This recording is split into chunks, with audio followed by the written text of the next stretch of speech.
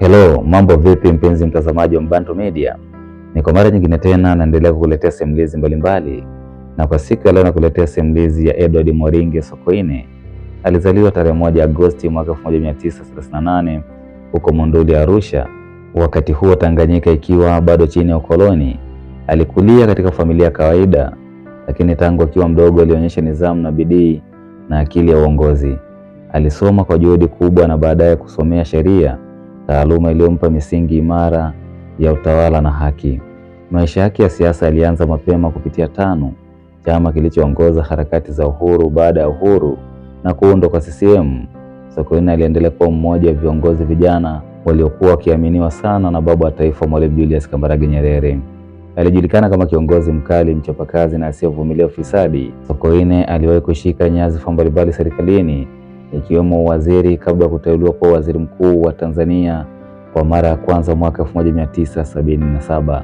Alikuwa waziri mkuu wakati wa kipindi kigumu cha taifa, hasa baada ya vita vya Kagera vya mwaka 1978 hadi mwaka 1979 dhidi ya Uganda Idi Amin. Katika kipindi hiki alisimamia kuimarisha usalama wa nchi, kuendesha uchumi wa nchi, ujamaa katika mazingira magumu sana, kusimamia nidhamu ya watumishi wa umma. Alikuwa kiongozi aliyependa utendaji kuliko maneno, jambo lililomfanya aheshimiwe na kuogopwa kwa wakati mmoja.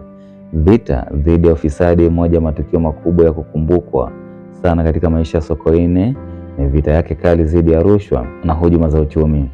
Hakusita kuwakamata wafanyabiashara wakubwa na kuwafukuza au kuwachukulia hatua watumishi wa umma waliokuwa na hujumu uchumi.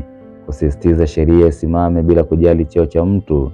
Hii ilimpatia sifa kubwa kwa wananchi wa kawaida, lakini pia ilimpatia maadui wengi, hasa miongoni mwa watu wenye maslahi binafsi. Kurudi tena kuwa waziri mkuu baada ya kuondoka madarakani mwaka 1980, Sokoine alirudi tena kuwa waziri mkuu mwaka 1983. Kurudi kwake kulionekana kama ishara ya kurejesha nidhamu na uthabiti wa serikali. Hata hivyo, muda wake wa pili ulikuwa mfupi sana. Kifo cha kusikitisha cha tarehe 12 Aprili mwaka 1984, Edward Sokoine alifariki kwa ajali ya gari huko Morogoro. Kifo chake kilishtua taifa zima. Alifariki akiwa na umri wa miaka 45 tu.